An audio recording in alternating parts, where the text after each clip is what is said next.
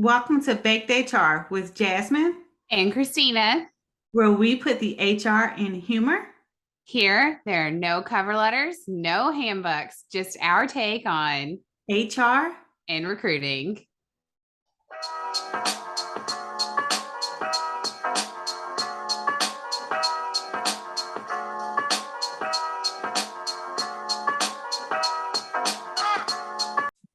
Hi, Christina. Hey, Jasmine. How are you doing tonight?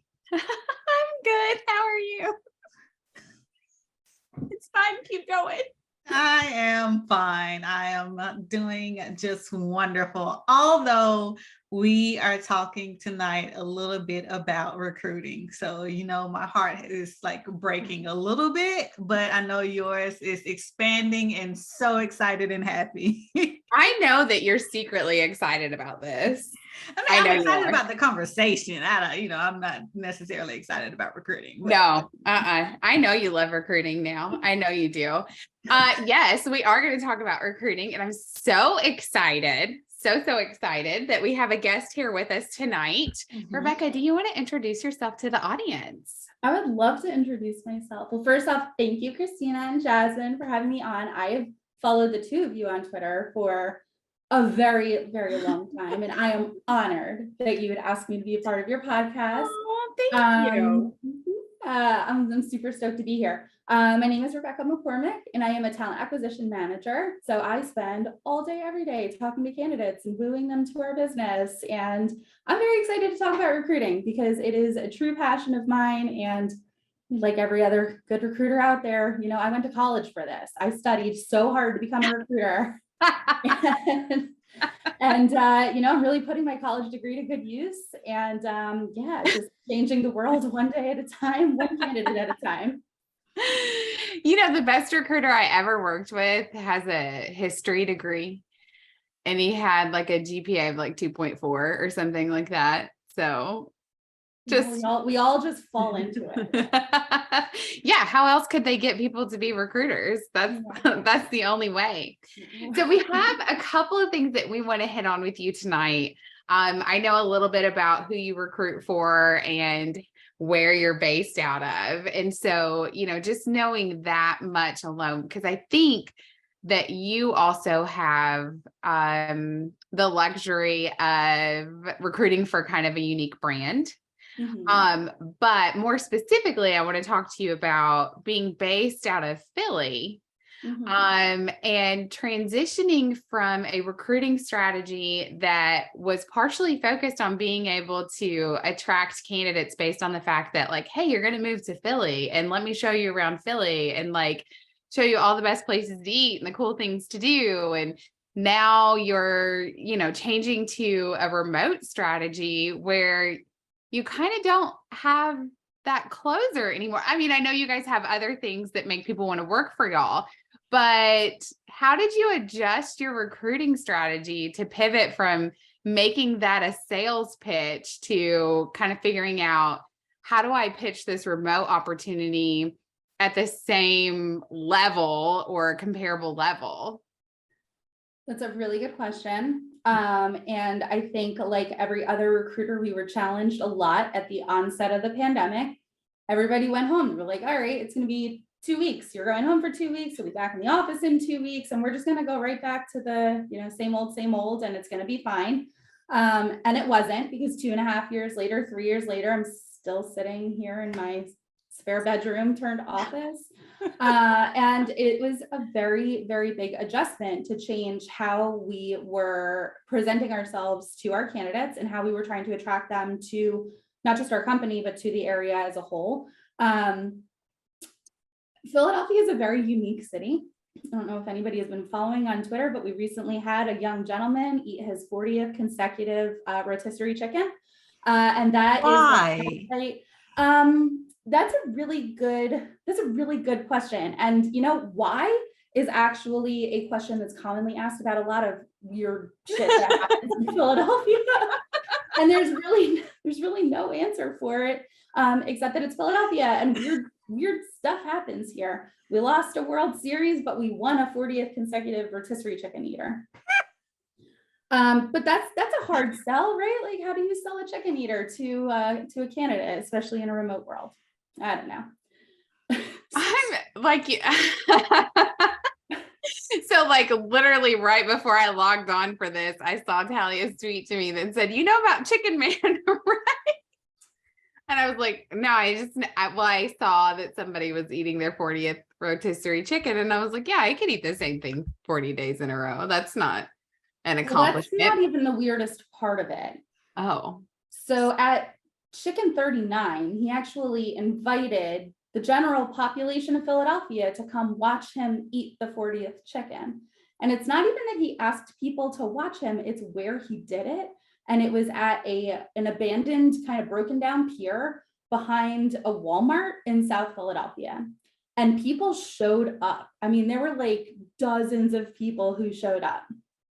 okay. So yeah, so your recruiting strategy must have just gone in the trash can. No, it's through the roof. How do without you not convince somebody to want to be a part of an organization based out of Philadelphia where this is the weird stuff that happens? No, I'm just all But like, if people don't have the opportunity to move there now because you're saying, hey, you can work remote from wherever or whatever your restrictions are on that, they're missing out on being able to attend Chicken Man's event. So I mean, by all means, what they're other still carrot do you welcome. have? They're still welcome to move to Philadelphia. No one's telling them they can't move to Philadelphia.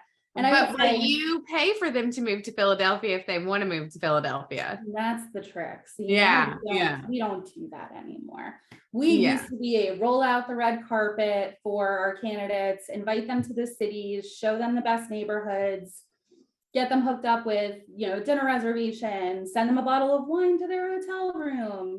We would do all of the nice things to really get them like good and jazzed for their interview, and that changed quite exponentially. So yeah, the question is, what do you do in a world where that no longer exists and you need to stand out? Every other company is hiring remotely now though, right? So the challenge is what we once thought was this luxury benefit to be able to work from wherever you want to is also now no longer a play to be able to attract talent because every other company is doing the exact same thing. Yeah. So one of the biggest attraction methods that I've leaned very hard into are what benefits we do offer to those remote team members. They're not unique. They're not, we're not trailblazers by any means, but being able to pitch somebody even on like a home office stipend, like pimp out your office, you're going to be working from wherever you're comfortable. Are leaning into our employee assistance program. Mental health is like super, super important when you're removed from a general office environment. Being able to say, hey, we offer benefits that are going to be available to you whenever you need them, to be able to talk to someone who can be supportive in ways that maybe you haven't thought about before. A big thing for us is setting better meeting culture boundaries. I like that. That was a huge one because I don't know about the two of you if you've been remote long-term, but for me, I could tell you personally, moving to a remote work environment, being somebody who's so people focused, it was a huge adjustment to go work from home and to not have the ability to just jump into a conversation with someone by doing a little drive by their desk and saying, hey, can I grab you for 15 minutes? Everything became, well, we need to set up a formal Zoom meeting or a formal Google Meet. Everything felt so much more regimented than it did having just that quick, let's just jump into a conference room and let's do a whiteboard session or grab a half a day and let's like really talk through the nuances of whatever project you're working on. You didn't have that anymore.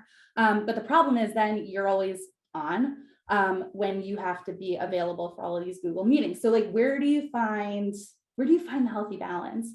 We found that a lot of people did not have the healthy balance. So we started things like forcing everyone to take time off. Twitter's kind of a dumpster fire right now, but they had an amazing benefit where they had their extra, days of rest, one day every month that was in addition to their PTO, and even little things that say, hey, we recognize that you're working harder than you normally would, and we want to put a stop to that. Let's set that boundary for you because maybe you don't know to do that.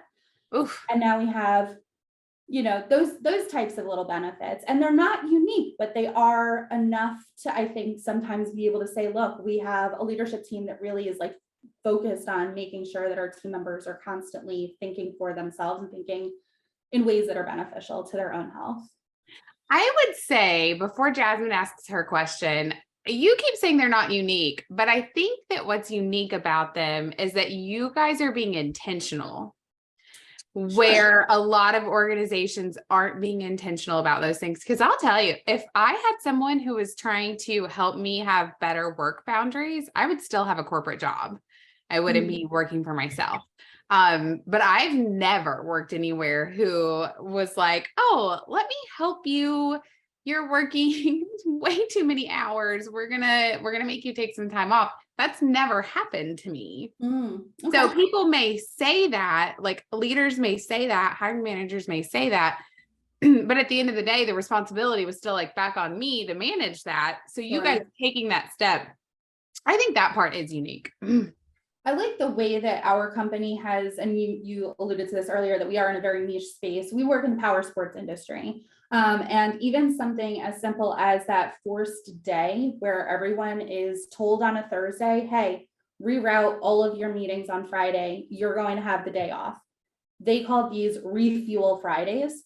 So it's a really cool little like way to brand that time off, so that it's not just like, hey, here's a forced PTO day, and make it sound super, I don't know, like stodgy and corporate-y. I mean, you can do this in like fun and unique ways, but again, it's not, yes, it's intentional, but it's also not earth-shattering. We're not changing the world, but we are changing everybody's perspective on what is a reasonable workload and what you should and shouldn't be doing with your time.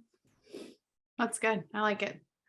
I think that's you're saying it's not unique, but I think it is, because like Christina is saying, a lot of companies don't push for that, or they'll do it, but then they don't actually find joy in it. They're doing it because, oh, well, this other company is doing it, and to compete and look good in the market, then I guess we'll give it to them, but I'm going to complain about it every single time that they're off. So one thing that, you touched on a little bit about the things that you all did to get, new hires in the Philly area, but what is your organization doing to help build a relationship with the new hires once they actually join the team, since they are remote, and that can be very difficult to really show and express that culture that your organization has, since they've never stepped foot in your building? Yeah, that's a really great question. And I could see that being a real challenge for a lot of organizations that may not have had something in place already to be able to really help people that are new to an organization feel like they are well embraced and a part of that team. We have a really amazing onboarding program. And we had an amazing onboarding before we moved to remote, and we continue to have one in a remote environment. And it's great because, well, we've had the opportunity to be able to hire people from all across the country as a result of expanding and thinking a little bit more broadly and hiring remote team members.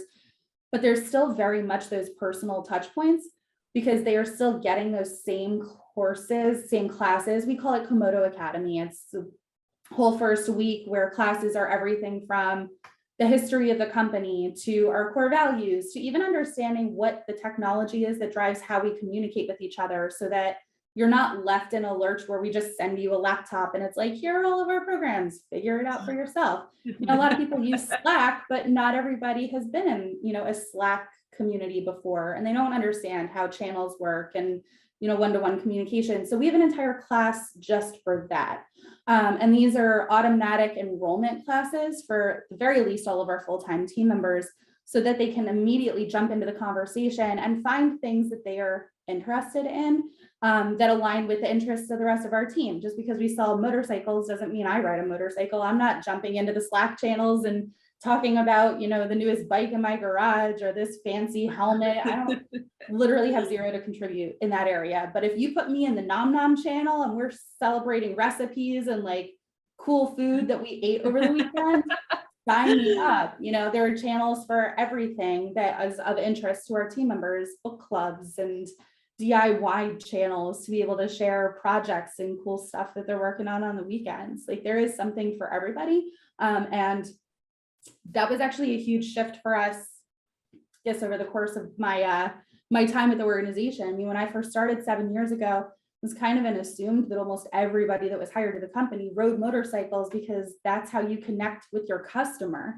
Well, we don't really hire that way anymore. Got to have a little bit of more broad vision of this, but Slack and bringing together all of these little digital communities is a great way to be able to say, hey, look, not everybody rides a motorcycle, but we all geek out. We're all passionate about something. So in the course of that first week, if you're not spending all of that time with your first week class, so you'll get the chance to be able to meet your other team members, you'll find kind of your niche. You'll find the people that share those same common passions too, which I think is super important. That is good. And also, I was just actually telling someone that for my birthday next year, I either wanted to go to DC, which I've been to DC before, or I wanted to go to Philly. I've never been to Philly before. So I want to need the information of where y'all send y'all new hires when they show up, like all those restaurants and things. And how do we get a bottle of wine from you guys for our first visit to Philly? Right. I will hand deliver it to your house. I will bring 2 glasses. You're going to be sharing it with me, but I will hand deliver it to your hotel room. That is fantastic. I was planning, if the Yankees made it to the World Series, I was planning on coming up to Philly and just crashing. And like, I don't know how I was going to buy a ticket to the game, but it doesn't matter because we didn't even make it. And then you guys lost too. So we're all in the same dang boat. So yeah, just a little salt in the wounds. It's fine. I was rooting for you guys. So I was. Everybody but Houston were cheering for us. Right. That's true. That's true. Well, that sounds like some really interesting things that you guys are doing and taking time to ingrain in the culture. Have you had any other like new recruiting challenges that have been brought on by this, what we thought was a 2-week adjustment to working from home, but now is just a way of life? Oh my gosh, every challenge you could possibly imagine. Every company hired and unfortunately went through layoffs all at the same time. I mean, the market has been so volatile. It's like having whiplash. 1 minute, every company is hiring and you're competing for that talent. The next, companies are doing layoffs, and anyone who's left at those organizations is terrified to even leave, because if they're watching the market the way that we are, no company has really proven to be a safe space. So now how are you supposed to convince someone to leave a place that they have been loyal to, a place that has been good to them, and convince them to come to an organization that they have to hope through the course of conversation they've determined to be stable and one that is going to be able to provide them whatever growth they're looking for next. And as recruiters, I mean, we have to be, the rah, siskumba, cheerleaders of our company, but also at the same time, we're kind of keeping an eye on what's happening across all of these other industries as well. And we understand the challenges that these candidates are facing. And it's a very delicate conversation to have. And I think as recruiters, the best thing we can do is just be honest and authentic with them, and sharing even our own challenges or our own frustrations or our own fears about the job market to a degree. I mean, we're all kind of in this together, right? Yeah, no, I feel like if we're not transparent with candidates, and tell them, basically what we know or what we're seeing or what we're experiencing or what we would be concerned about in this process, then we're not doing a good job of building trust with. And I think what we find in recruiting is a lot of times you've been at your organization for 7 years, but I'm one of those people that I kind of get bored after about 3 years. And I have found through my career that someone eventually will reach out to me that I've recruited at another organization and say, hey, I'm ready to start looking for a job again. What's going on? What do you have? And so if you're not doing right by them at that first interaction, they're never going to come back to you again, or they're never going to refer people to you down the road, or, whatever the case may be. And it's a relationship role. It's a relationship-based role. Yeah. Yeah, absolutely. Well, y'all, I love this conversation tonight. I will say it was okay. It was pretty good. It was more fun than the benefits one, right?